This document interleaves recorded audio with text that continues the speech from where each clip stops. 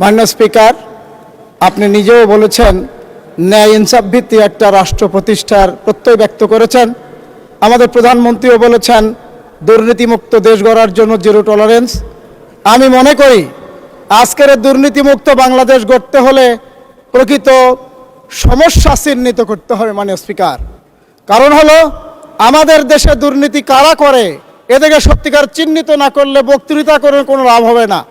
মাননীয় স্পিকার, প্রত্যেকারে আজকে বাংলাদেশে যারা দখলদারিত্ব করছে, যারা অবৈধ চাঁদাবাজি করছে, এটা বন্ধ করতে না পারলে দুর্নীতিমুক্ত বাংলাদেশ গড়া আদৌ কোনোদিন সম্ভব হবে না। মাননীয় স্পিকার, আমাদের আমিরে জামাত বক্তৃতায় বলেছিলেন আমার একজন সমর্থক যদি চাঁদাবাজি করে তাহলে আমরা তার বিচার করব। আমিও এলাকায় বলেছি আমার একজন সমর্থক দুর্নীতি চাঁদাবাজে জড়িত হয়, পুলিশকে ধরতে হবে না, আমরা নিজেরা ধরে তাকে পুলিশের হাতে তুলে দিব। তবে এখন মাননীয় স্পিকার চিন্তা করতে হবে দুর্নীতির সাথে কারা জড়িত, অবৈধভাবে দখলদারিত্ব কাদের, অবৈধভাবে ভূমি দখল, অবৈধ টেম্পো স্ট্যান্ড দখল, ট্রাক জ্যাম দখল, এইভাবে তারা দখলদারিত্বের সাথে আছে, তারা ক্ষমতার ভয় দেখিয়েই করছে। এই জন্য যদি আমরা দুর্নীতিমুক্ত করতে চাই তাহলে আমাদেরকে এই দখলদারিত্বের জায়গা থেকে তাদেরকে চিহ্নিত করে প্রয়োজনীয় ব্যবস্থা গ্রহণ করতে যদি পারি, অবৈধ চাঁদা যদি বন্ধ করতে পারি, আমার একজন সাধারণ রিক্সাওয়ালা যখন তাকে অবৈধভাবে চাঁদা দিতে হয়, যে সারাদিন পরিশ্রম করে তার রক্ত পানি করে টাকা দিয়ে যার সংসার চলে না, তাকে আবার চাঁদা দিয়ে আসতে হয়, এই চাঁদাবাজকে রুখতে না পারলে বাংলাদেশকে দুর্নীতিমুক্ত করা সম্ভব হবে না। মাননীয় স্পিকার, আমার এলাকার কিছু সমস্যা তুলে ধরেই আমি কথা শেষ করব, যদি আমাকে আর একটু সময় বাড়িয়ে দেওয়া হয়। মাননীয় স্পিকার, আমাদের এলজিআরডি মূর্তি যথার্থ কথা বলেছেন, উত্তরবঙ্গ হচ্ছে একটা অবহেলিত এলাকা। আমার জয়পুরহাট এক আসন তার চেয়ে সবচেয়ে বেশি অবহেলিত এলাকা। আমাদের গ্রাম বাংলার যে অবকাঠামো দেখি তাহলে রাস্তাঘাট এত কাঁচা, এবং যখন আমাদের কৃষক, আমি কৃষিপ্রধান দেশের, আমি একজন কৃষক, যখন আমার কৃষক তার ফসল উৎপাদন করে তার ফসলকে পরিবহন করার জন্য একটা ভ্যানও ব্যবহার করতে পারে না, মাথায় তুলে নিয়ে যেতে হয়। এজন্য গ্রাম বাংলা রাস্তাগুলিকে পাকাকরণের জন্য আমি মাননীয় মন্ত্রীর প্রতি আবেদন জানাবো। মাননীয় স্পিকার, এরপরে আমার কথা হলো স্বাস্থ্য। আমার জয়পুরহাট জেলায় 250 শয্যা বিশিষ্ট হাসপাতাল, কিন্তু আমি নিজে পরিদর্শন করে গিয়ে দেখি মেঝেতে বারান্দায় শুয়ে আছে 700 রুগী। এই জন্য বিশেষ করে জয়পুরহাট পাশের থানাগুলির রুগীও এখানে আসে।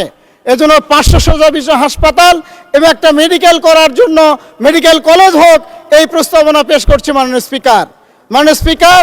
এরপরে শিক্ষার ক্ষেত্রেও আমরা জয়পুরহাট অনেক পিছনে আছি। মাননীয় স্পিকার, আমি নিজে অনেক প্রতিষ্ঠানে গিয়েছি। আমি এবারের একটা তালিকা দেখলাম বিগত সরকারের সময়ে, যেই প্রতিষ্ঠানগুলি বারবার বিল্ডিং পেয়েছে সেগুলিতে আবার ভবন নির্মাণ করা হচ্ছে, অথচ প্রতিষ্ঠান গড়ার শুরু থেকে আজ পর্যন্ত একটা বিল্ডিংও পায়নি। এরকম অসংখ্য প্রতিষ্ঠান আছে। গত কয়েকদিন আগে আমার এলাকার একটা প্রতিষ্ঠানে কারেন্ট শর্ট লেগে বিল্ডিংটা পুড়ে গেছে। তারা আবেদন করেছে আমাকে অন্তত প্রতিষ্ঠানে ছাত্রদের পড়ানোর মতো সুযোগ করে দেন। মাননীয় স্পিকার, এরকম অনেক প্রতিষ্ঠানে আমরা অগ্রাধিকার ভিত্তিতে যদি গড়ে দিতে পারি তাহলে ছাত্রদের সুবিধা হবে।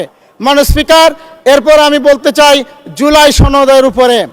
মাননীয় স্পিকার, আমরা যেই সনদের ভিত্তিতে, যেই প্রেসিডেন্টের যে আইনের ভিত্তিতে নির্বাচন করে শপথ গ্রহণ করেছি, একই আইনে আমরা সংস্কার পরিষদের শপথ নেওয়া আমরা বাধ্য।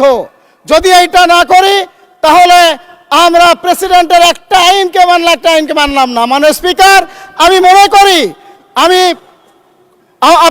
আমার কথাই কেউ মনে করবেন না, 91 সালে জামাত ইসলামী সমর্থন নিয়ে সরকার গঠন করেছিল।